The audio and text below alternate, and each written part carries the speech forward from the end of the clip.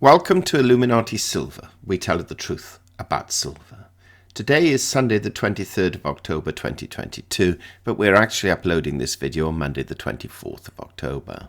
There have been some significant political changes in China, in that President Xi Jinping has not only now secured his third term in office, but has surrounded himself with sycophants, and therefore has basically given himself absolute power over China. Now, normally we would be looking specifically at how these events will affect gold and silver precious metal prices. But we thought in this video, just for a change, we'll look at some of the political considerations and how China is likely to react to the Western world. Now, from there, over time, we will be able to derive the potential effect on precious metals. But in the short term, that's more difficult to assess. However, let's look at two articles that have been published, which gives us at least their author's guidance or view as to how we're going to see a new Chinese superstate react to the Western world.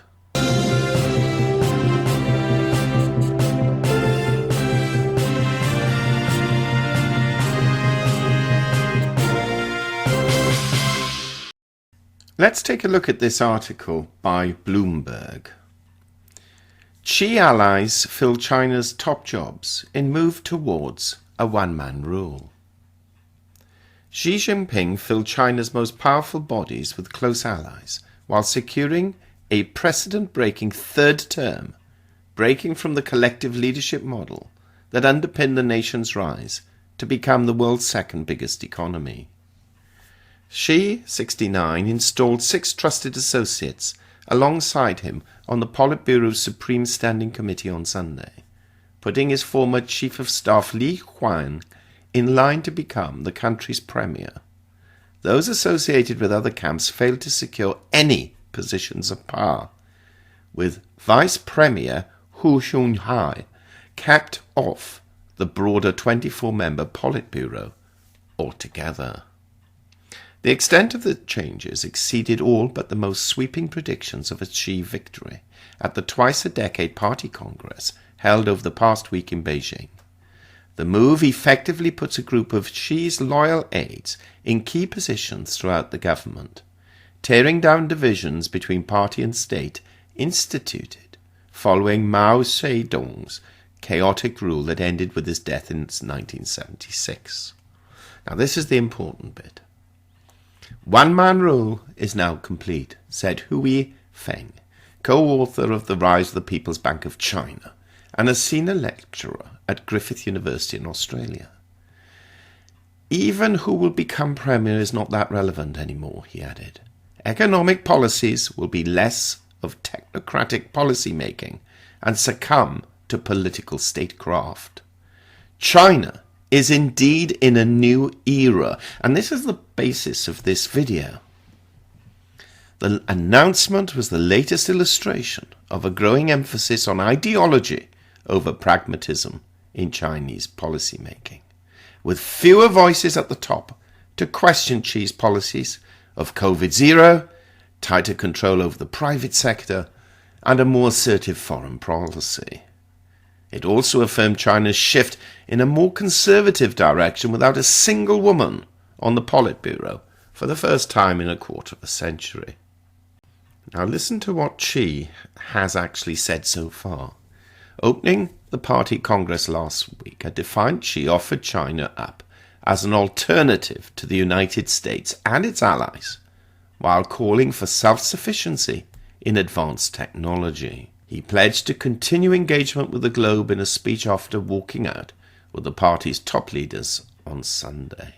The interesting point here is this, where it says he's calling for self-sufficiency in advanced technology.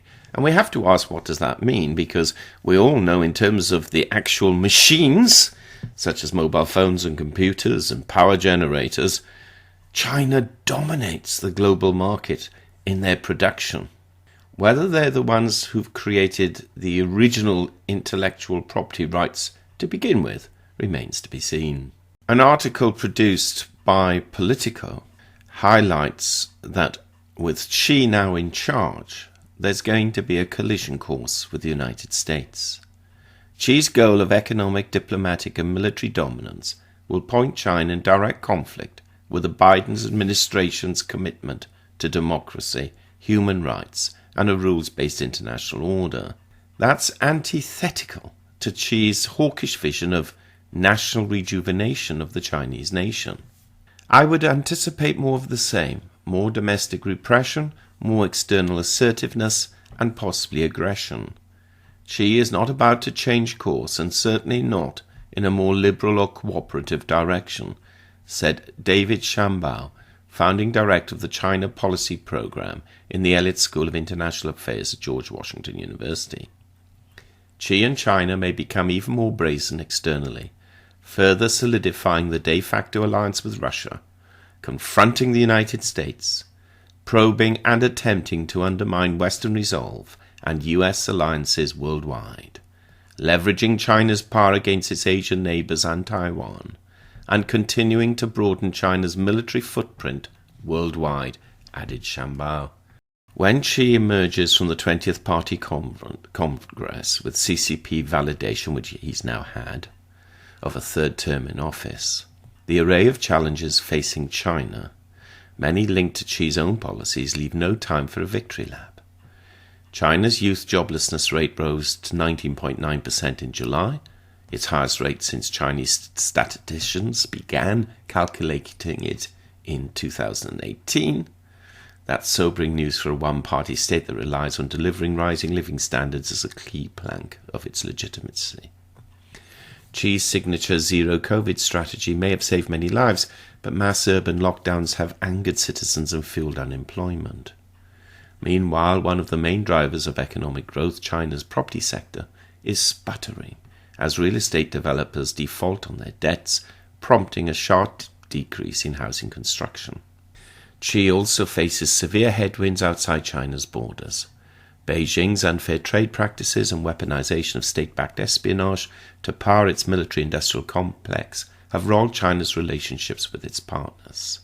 And China's human rights abuses in Xinjiang, the impacts of a draconian national security law imposed on Hong Kong in 2020, and worsening military intimidation of Taiwan has fueled a growing international China threat narrative. So, when we get comments such as China is the most serious long-term challenge to the international order by Secretary of State Antony Blinken back in May, you can see that the aggressive military posture in Asia and China's willingness to use economic coercion against its trading partners is going to cause some significant upset in the years to come. Now, some people claim that the next 5 years require a great deal of crisis management in China, and Xi's priority is going to be economic growth, political and social stability, and external political and national security, at least according to Alfred Chan, who's Professor of Political Science at Huron University College. So, how will this affect trade with the West? How will this affect the import of precious metal prices? Still, to some degree, remains to be seen. We have little doubt that in the years to come, relationships with China are going to be at best turbulent and at worst incredibly oppositional.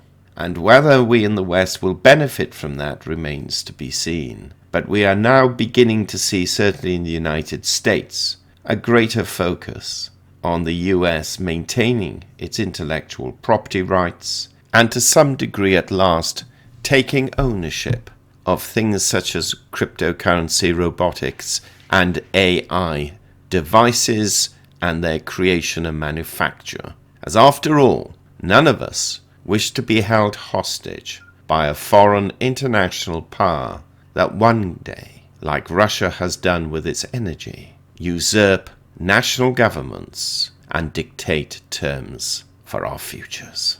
Thank you so much for listening. This is a slightly different publication to our norm and one for considered thought. If you wish to continue to receive these, then please certainly subscribe to the channel if you haven't done so and press the bell sign, and we shall update you on the China situation as things further develop. Illuminati silver owners come from a background of banking, international wealth management and economics. Having now retired from these worlds, we are not qualified to give investment advice. Therefore, this and other productions must not be deemed to be giving such advice and merely represent the personal views of its owners.